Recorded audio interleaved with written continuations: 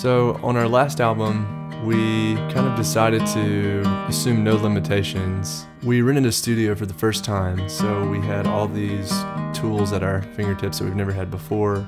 So we brought in some musicians that were friends of ours who we really respect and admire, and the result really, I think, captures the way we were feeling at that season in our We lives. traveled almost We nonstop. drove all over the country. We traded our minivan for a vehicle that could tow, bought a trailer. We hired our friends who'd played on the album to come tour with us. We had dreams of rock and roll with the kind of band we took on the road and kind of things getting louder. We like music that's loud and exciting. But I think that's not it's really not us. necessarily what.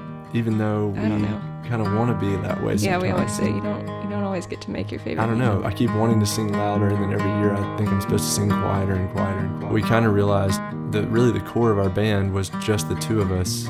Something of what was essential was not necessarily lost, but covered up. We needed some big changes, and we needed to really slow down. We really needed to slow things down. We decided to do things really differently than our original plan, and So we bought a few more pieces bought a couple of pieces recording of gear, equipment, and a really kind friend in town agreed to let us set up a minimal set up studio, in our friend's attic, and spent most of the spring and summer demoing the songs, and then recording an album, just the two of us. We really tried to limit ourselves to only what the two of us could do, because that was what we had at our fingertips, the two of us and this little space. I'm standing in the attic right now. It's been incredibly special. I haven't really had an experience of recording that was this intimate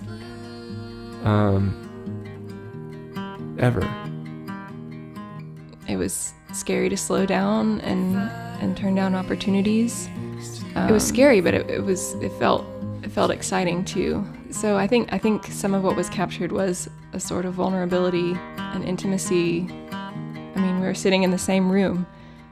I'm hitting record and trying not to breathe or move so the floor doesn't creak. And Daniel's 4 feet away from me recording guitars hour after hour until his fingers were numb. And once springtime was further along, the bird sounds changed. Or cicadas or birds. There were cars going by. Sometimes you there can were hear so cars many going birds. by. Construction across the street. Plane flying over. Birds. You can hear us breathing. Someone mowing their lawn. I think we cut out all the sighs, but there was an incredible amount of sighing.